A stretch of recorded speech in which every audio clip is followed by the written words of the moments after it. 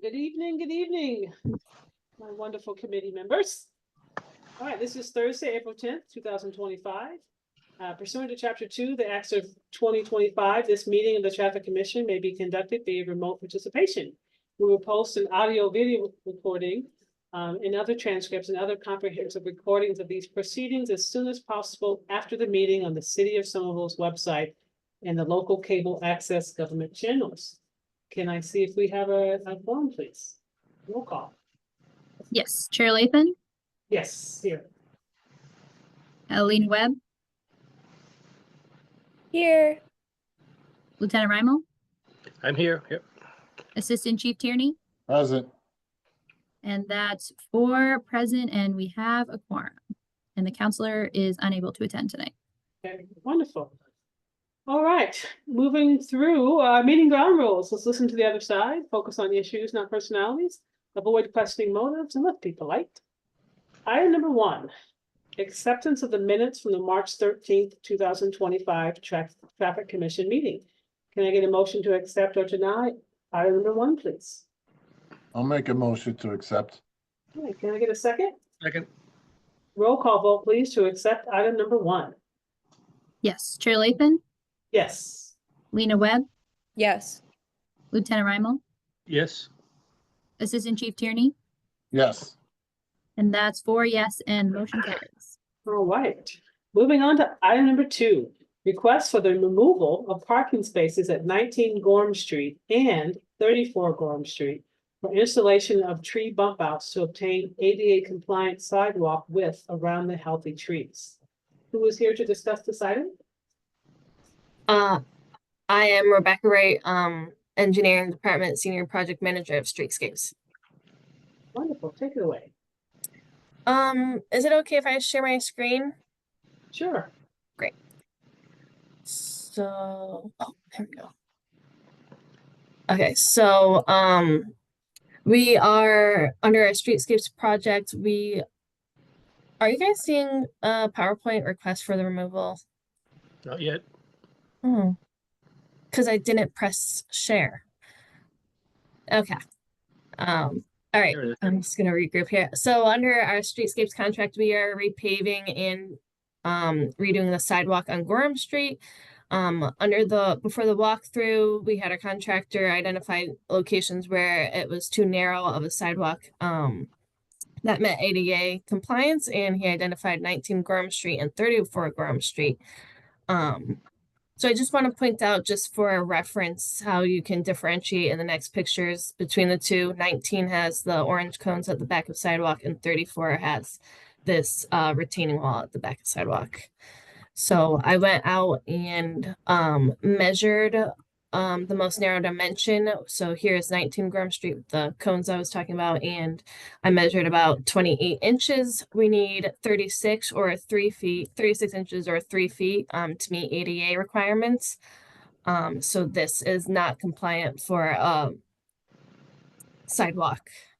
And then similarly, 34 Gorham Street, we have the retaining wall on the left-hand side, measured at 24 inches, which is less than the required 36 inches for sidewalk. Next, after identifying that the sidewalk is too narrow, we checked with our urban forestry department, Vanessa, who checked the health of the tree and determined that the trees were healthy, so we should maintain the tree. So the next step is to remove parking. In order to do that, we usually do a bump out showed here. And so instead of the passage behind the tree, they go into the parking lane with a sidewalk to have an ADA compliant width of sidewalk. We just actually installed our first of this kind on 42 Liberty. So this is kind of what the end product will look like. So yeah, the request is 1 parking space at each location. So 2 total on Gorham Street. And that's all I have. Thank you. Any discussion? Yes. I just want to say this is fantastic and just really thoughtful process. And also just anecdotally, I noticed when trees are there, people don't really park in front of them anyway because they can't open their doors. So I have basically kind of a situation like this right outside my window. And when there's two parking spots in front of my house on the street parking, and nobody will ever use that first one because they would open their door directly into the tree. So yeah, this is a huge thing all over Somerville with these really narrow sidewalks, and this is a really thoughtful, good solution to the issue. So I have a question. So anytime that there is a bump out, so there's another situation on Walnut Street.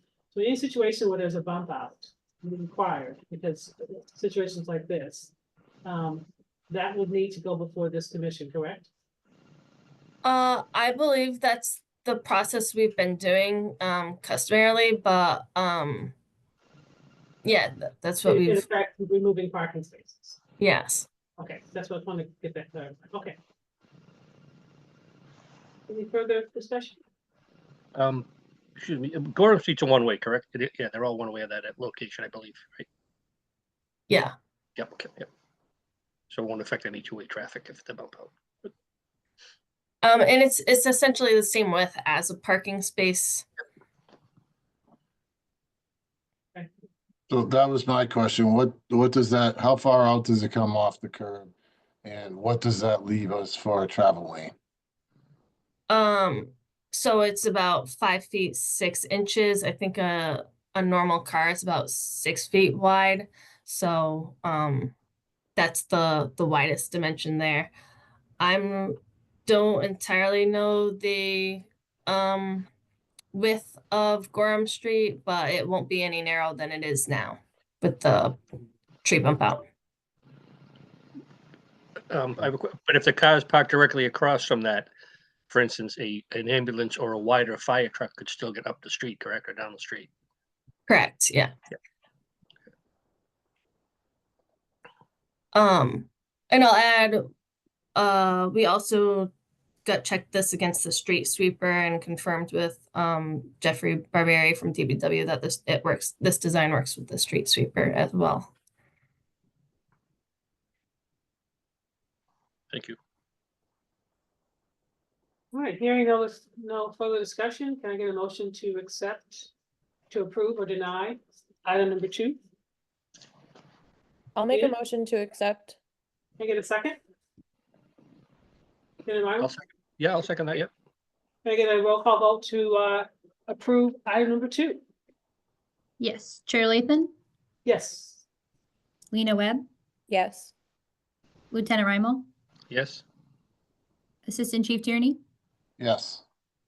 and that's 4 yes, and the motion carries. Wonderful.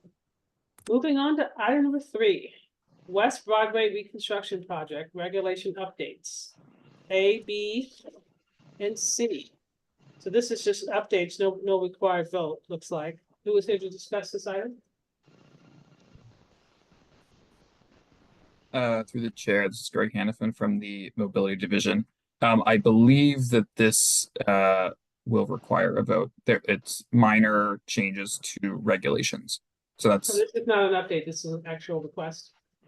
yeah, it's regulation updates. So we updated the regulations in our proposal. Okay, But it's a request for minor changes. okay, so this will require a vote officially. All right, go for it. Okay, and I've got some slides as well.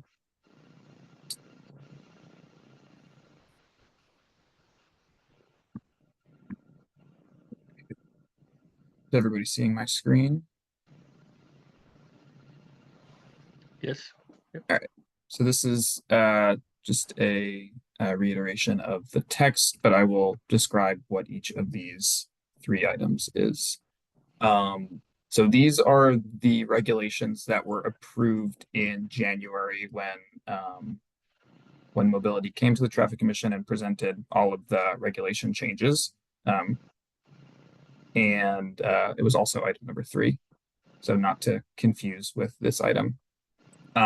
But going left to right, so 3F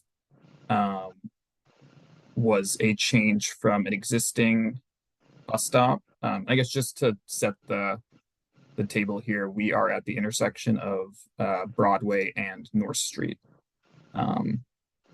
To the west of the intersection is the Veteran Center. To the east is a block of businesses. So at the January meeting, the commission approved a change of 3F from what is now a bus stop to 2 new metered spaces. That bus stop is being relocated slightly to the west. So there was some additional curb space there. We had proposed 2 new meters to meet the needs of the businesses here. As part of this project, we're also looking to add new accessible parking. 3G, the commission approved a regulation change in this parking space from what is currently a meter to a new accessible parking space. And then 3H, as part of our outreach to these businesses, we heard that they were interested in additional loading and short-term parking space. Right now, they only have one small 20-foot loading zone. So the commission approved an expansion of that loading zone, and that was a regulation change of an existing metered space to an all-day loading zone, about 20 feet.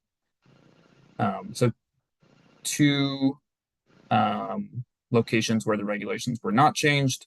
We have 2 remaining meters in between the accessible space and the loading zone, and then the remaining short loading zone.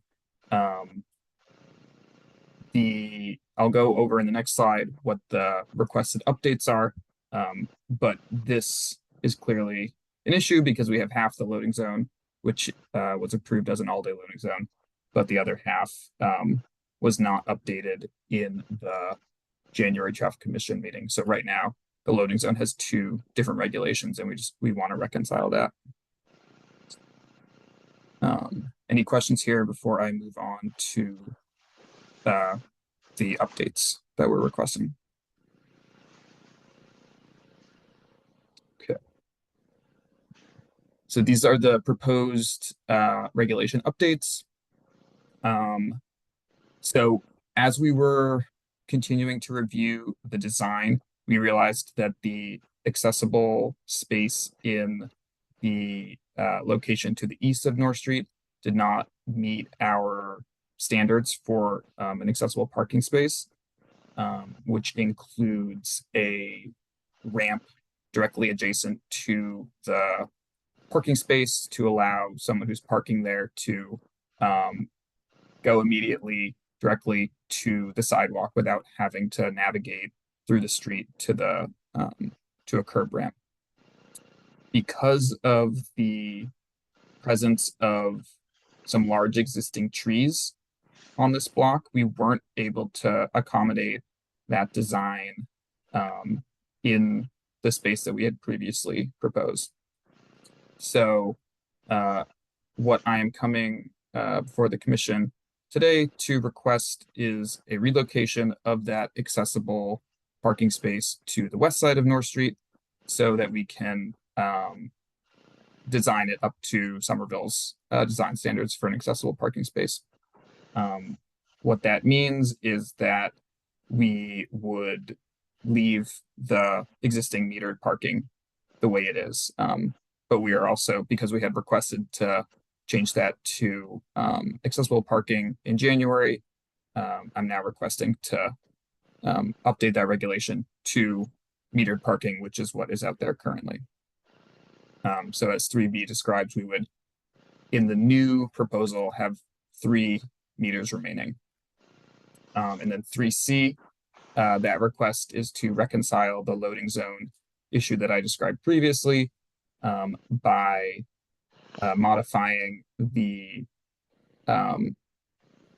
remaining portion of the loading zone to an all-day loading zone to match that of the loading zone that was approved in January.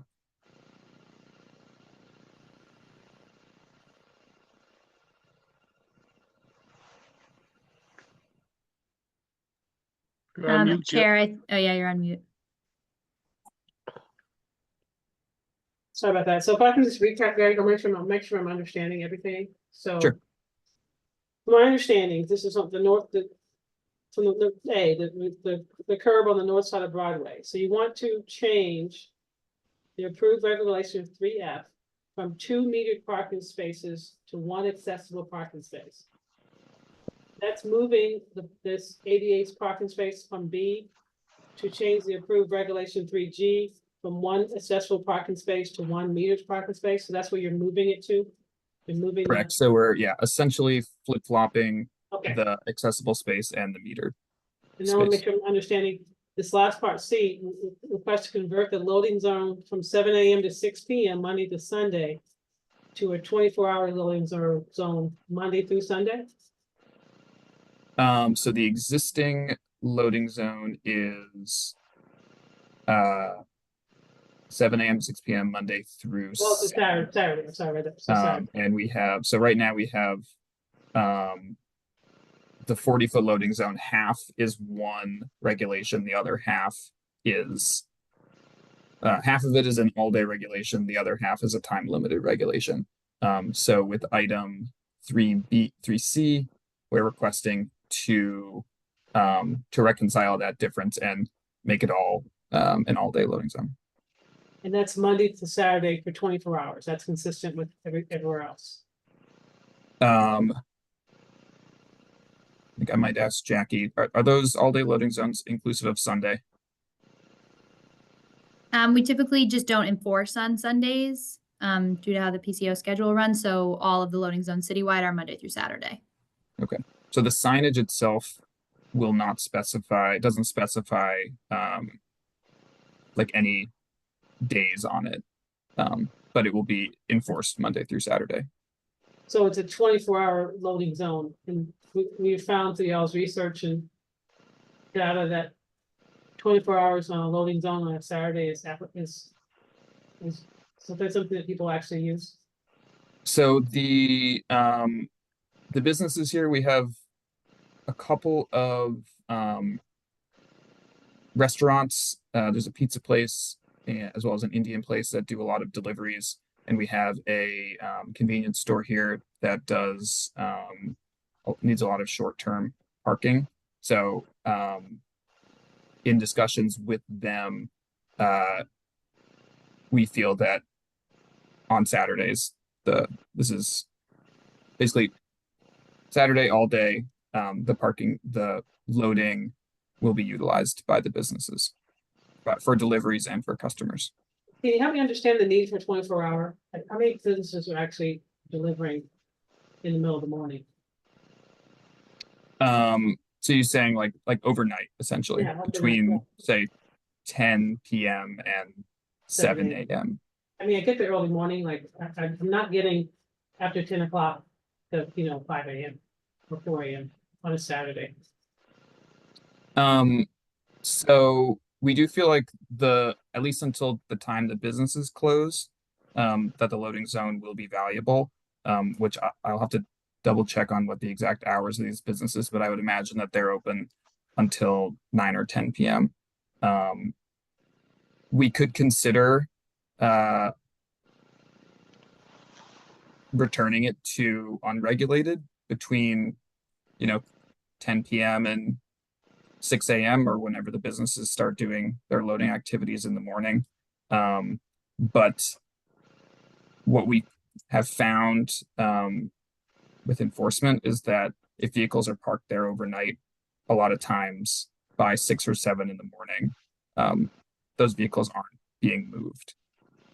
And so it then, even if those vehicles are ticketed, if they're then there for multiple hours, it interferes with the loading needs of the businesses, and short-term parking for customers.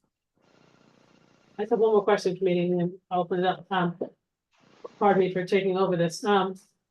Is this more of a question of a need for traffic and parking kind of support versus a change that we need to make this 24-hour, which is be curious to hear from traffic and parking's perspective.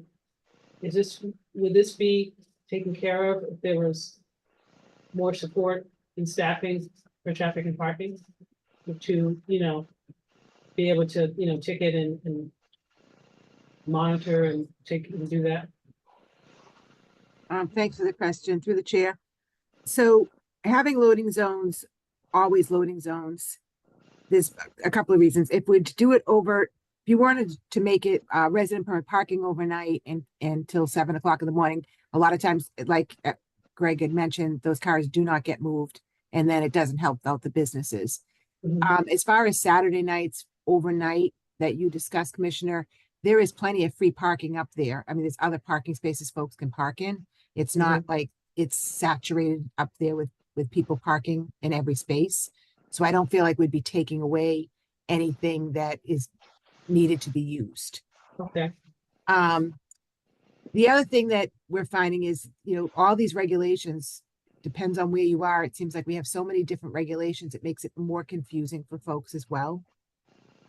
It's hard for the folks to even look at signs as it is. So to be more consistent throughout the city would be better.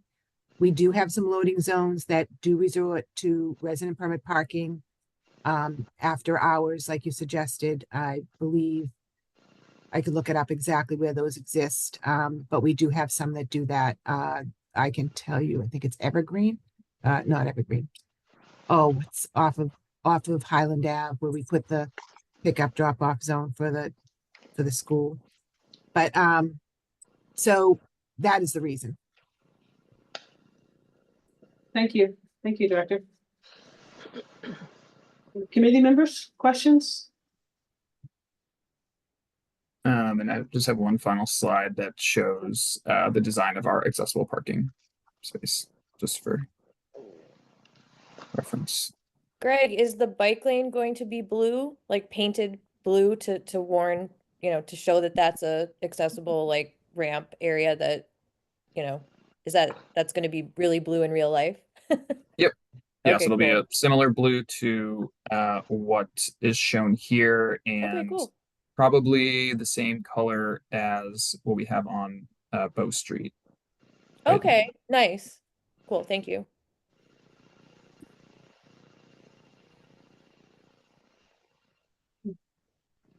Other questions from the committee?